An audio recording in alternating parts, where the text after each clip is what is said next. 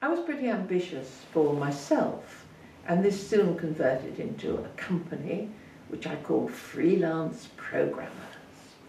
It wasn't a limited company, because really it was just me trading under that trade name.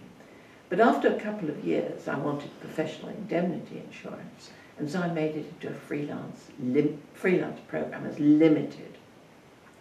And that somehow gave an element of status and professionalism to it.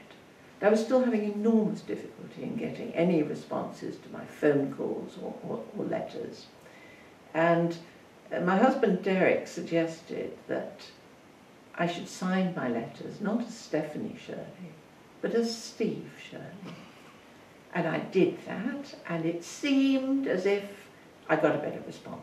And I mean, it might have been a bit of a shock as I walked through the door and potential clients, or customers as we call them, realised my gender, but nevertheless I got started. Since I had a good story to tell, I was fine once I was away.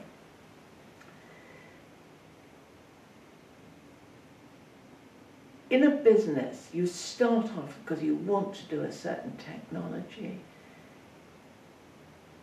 But in actuality, that's the first bit that I had to delegate, because I could find people to write software for me under my supervision.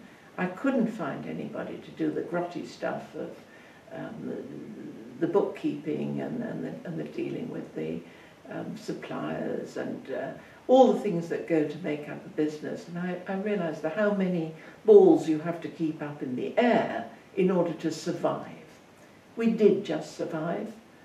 We grew very, very slowly, and I think learned more by harvesting from our mistakes than for being particularly brilliant.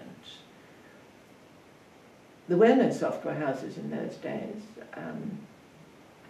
Years later I discovered that a similar comparable company had been set up in the States, which didn't survive, whereas Freelance Programmers did. It changed its name over the years. It eventually acquired other companies. It's been decided to merge those companies under a trade name of Xansa, and was in fact acquired by the French company Stereo a couple of years ago.